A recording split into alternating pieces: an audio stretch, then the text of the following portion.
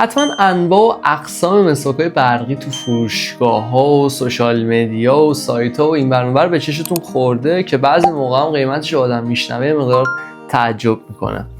اما سوالی که منطقاً و طبیعتاً پیش میاد اینه که آیا این تفاوت قیمت اونقدر تفاوت کارایی رو هم به شما ارائه میده؟ اونقدر فرقی بین مسواک‌های برقی و دستی هست یا خیر؟ حالا این بین یه سری فکر میکنن که مسواک برقی براشون دیگه مسواک زدن رو کاملا اتوماتیک میکنه، یعنی همین که میذارنش روی دهانشون خودش همه کار رو انجام میده، مثل این ماشین چینیایی که خودشون پارک میکنن و هزار تا آپشن دیگه هم دارن. ولی خب اینطوری نیست. توی این ویدیو سعی من بر اینه که به دور از هر گونه سوگیری بیایم مسواک برقی رو بررسی بکنیم، ببینیم مزایاش چیه، معایبش چیه، چجوری کار میکنه و آیا واقعا نسبت به قیمتی که داره اونم تو این اوضاع میصرفه خریدش یا نه. پس با من همراه باشید. خب در ابتدا میخوایم ببینیم که این مسواک‌ها اصلا چجوری کار میکنن. به زبون خیلی ساده اگه بخوام بگم، این مسواک‌های برقی اون حرکت درست مسواک زدن رو خودشون تولید و تقلید میکنن، یعنی دیگه نیاز نیستش که شما هر لحظه اون حرکات اصولی و درست مسواک زدن که توی این ویدیو بهش اشاره کردم رو انجام بدید. در واقع مثل یه هواپیماییه که خلبان میذارتش توی حالت اتوپایلوت و دیگه خودش کار خاصی انجام نمیده و هواپیما راه خودشو میده همونجوری که مسواک راه خودشو میده.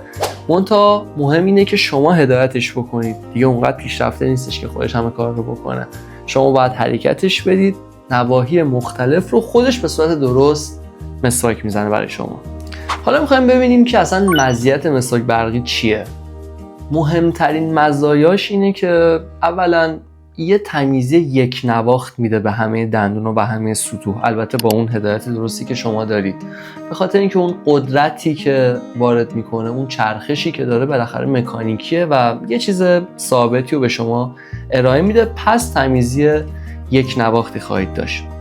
دومین موردش که خیلی خوبه و جالبه اینه که سر 2 دقیقه به شما آلارم میده. در واقع شما رو مجبور میکنه که حداقل 2 دقیقه مسواک بزنید که تایم استانداردیه برای مسواک زدن. و البته تو آدمایی که توانایی حرکت کمی دارن، مثل معلولین، مثل سالمندا، بسیار میتونه کمک کننده باشه. یکی دیگه از جاهایی که این مسواک‌ها خیلی به درد میخوره واسه کسایی که مثلا ایمپلنت گذاشتن یا در حال حاضر ارتودنسی دارن. خب تمیز کردن اون نواحی یه مقدار سخت‌تره، ولی با استفاده از این مسواک‌های برقی یه تمیزی بهتر و یک نواختری توی اون نواحی میتونید داشته باشید. اگه تا اینجا ویدیو رو دوست داشتی میتونید چنل رو سابسکرایب کنی. ما معمولا هفته یه دونه ویدیو میذاریم. اگه سوالی هم داری توی کامنت ها ازم بپرس. اما خب همیشه همه چیزم ایدئال نیست و مسواک برقی هم از این قاعده مستثنا نیست و یه سری معایب هم داره. بزرگترین عیبش اینه که خیلی گرونه. من الان فکر میکنم که همین مسواک برقی که اینجا دارم و حداقل 10 سال پیش گرفتم. اورال بی هم هست دیگه، همه میشناسنش. اون موقع هم شاید معتبرترین برندی بود که میشد خرید، ولی بعد 1-2 سال استفاده خراب شد.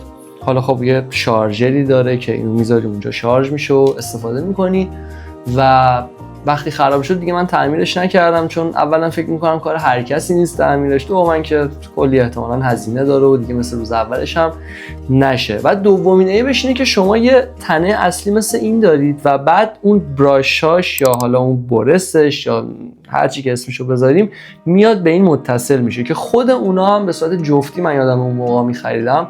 حالا اون موقع که قیمتش خوب بود 10 سال پیش، ولی بعضی مدت دیگه خیلی عجیب غریب گرون شد و خب مثلا تایم نرمالش اینه که شما هر برس یا براشی رو 3 ماه استفاده بکنید، یعنی یه پک 2 تاییش تا 6 ماه رو جواب میده. ولی الان نمیدونم قیمتش هم چقدره، ولی خب میدونم که یه مقدار تو این وضعیت احتمالاً گرونه، تازه اگر اورال بی وارد بشه و همه جا در دسترس باشه. و در نهایت اگه بخوایم یه جمع‌بندی بکنیم، حرف من اینه که اگه شما تکنیک درست مسواک زدن رو بلد باشید، نیاز خاصی ندارید که حتما مسواک برقی تهیه بکنید. البته مزایای خودش رو داره و خوبه تو این دوره‌ای که همه چی دیگه الکترونیک شده. این هم میتونه به شما کمک بکنه، ولی مهمتر از همه اینا تکنیک درست مسواک زدنه. و توصیه آخرم اینه که اگرم میخواید مسواک برقی تهیه بکنید حتما از برندهای معتبر بخرید، چون اگه یه چیزی بخرید که خود سازندش هم نمیدونه کجاست کارگاه سازندگیشون، اون وقت میتونه عوارضی واسه شما داشته باشه. در واقع شما نیت خیر داشتید، میخواستید به سلامتیتون بیشتر اهمیت بدید، ولی اگه از یه برند نامعتبر خرید بکنید میتونه با اون حرکات اشتباه یا حالا هر چیزی که داره برخلاف سلامتی شما عمل بکنه. امیدوارم مراقب خودتون و سلامتیتون باشید. تا ویدیو بعدی، خدا نگهدار.